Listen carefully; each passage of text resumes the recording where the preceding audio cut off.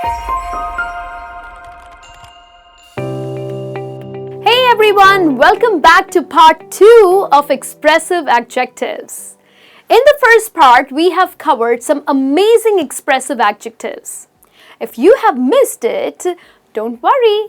I have posted the link right here as well as down below, so make sure you check it out. Now, coming back to our lesson, today we are going to expand our vocabulary with 10 more expressive adjectives. I'm your English coach Niharika, and if you haven't subscribed to the channel yet, go ahead and hit that subscribe button and click on the bell icon so you never miss a new lesson. So are you ready to level up from using the basic words to some advanced alternatives? Awesome! Let's begin. Now, when you find something that takes you by surprise or it is quite impressive, you probably say, "Wow, that's awesome," right? But let's be honest, awesome is a bit overused now, isn't it? So, why not upgrade from awesome with a better alternative? Instead of saying awesome, try using astonishing. It will really make what you are describing stand out. For example, the view from the mountain top was astonishing. Her ballet performance was astonishing. Isn't it astonishing the speed at which technology is advancing? Well, doesn't astonishing sound much better than amazing or awesome? When you are describing something that leaves you in awe, use the word astonishing. Moving on, let's look at a word which you can use instead of saying perfect. Well, the word is flawless. Flawless means everything is perfect and there are no mistakes. For instance, you can say that the dance routine of the students was flawless. This means that they did a good job without making any mistakes. Let's look at some other examples. The speech which the CEO gave was flawless. The bride's makeup was flawless, means it was just perfect. So using flawless makes you sound more polished, doesn't it? Now why don't you try using it in a sentence and post them in the comments below? I would definitely love to see and read them all. Now just imagine you are on the beach and you are watching the sunset. Looking at the scene, what would you say? Oh my God, it's so beautiful. It's so pretty, right? Now, instead of using these basic words, why don't we replace them with picturesque?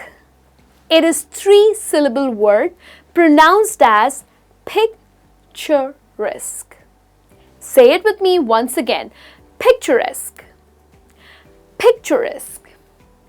Good job. Well, it means that something is so beautiful that it could be mistaken for a picture. Let's look at some examples here. The small town by the beach was picturesque. They took a walk through the picturesque countryside. The stars shining at night were simply picturesque. I hope you got it. Great, now let's move on to the next adjective. What do we have? You have participated in a competition, all right? And they are announcing the winner. And guess what? You have got the first place. How do you feel? Well, you're really happy, right? But saying, "I'm really happy to win this competition," too common, isn't it? Instead, you can use the word thrilled. I am thrilled to win this competition. Now, thrilled means to feel extremely excited or happy, almost like you are bursting with joy. Well, here are some examples on how you can use the word thrilled.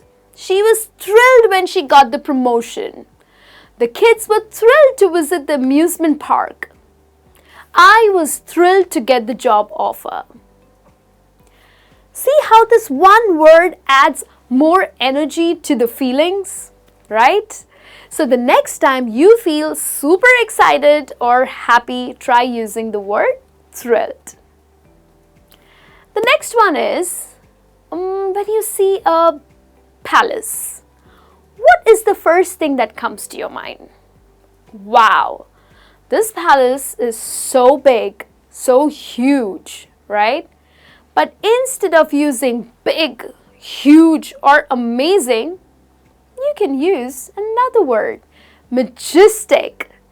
Majestic is used to describe something that is grand and impressive. It mostly gives off a royal feeling. For instance, you can say the lion looked majestic as it stood on the hill. Or the mountains looked majestic during the sunrise. The wedding hall looked majestic with all the beautiful decor.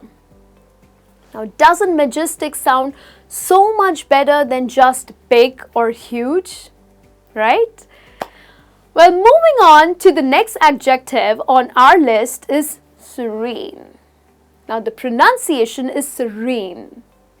You're going to stress the second syllable, which is serene. Say it once again, serene. Great, that was absolutely flawless. See how I use the adjective that we just learned? Now, coming back to serene, it is used to describe something that is very calm or soothing, like a quiet day at the lake or a beautiful walk in the park. Well, let's look at some examples. She has a serene presence. It's comforting to be around her. The garden was serene and perfect for meditation. We enjoyed the serene beauty of the village. So the adjective itself feels very calming when you say it, doesn't it?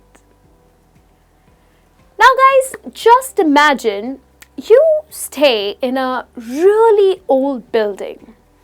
There's water leaking from the walls, the electricity is pretty unreliable, and the overall condition is just really bad. You would probably say that the building is bad or it's awful, right?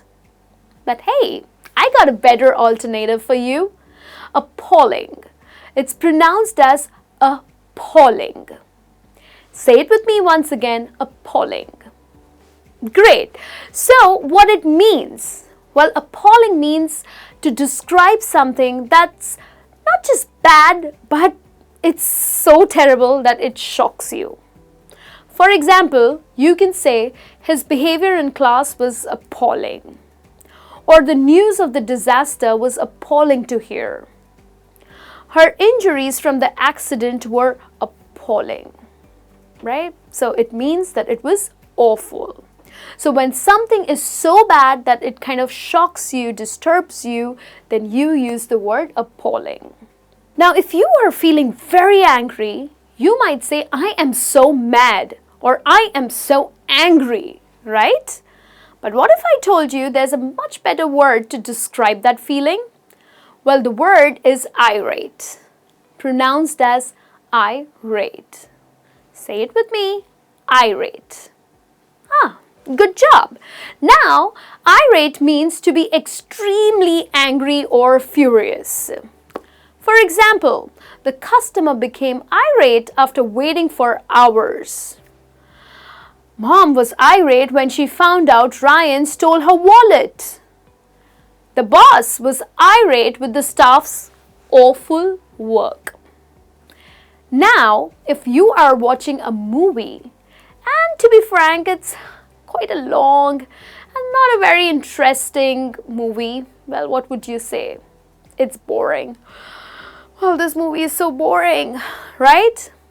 But isn't boring a very boring word? Well, let's replace it with tedious. Now, tedious means that something that it's not only boring, but it feels like it's just dragging on and it just takes forever to get through it. Well, let's look at some examples here. The movie was so tedious that I almost fell asleep.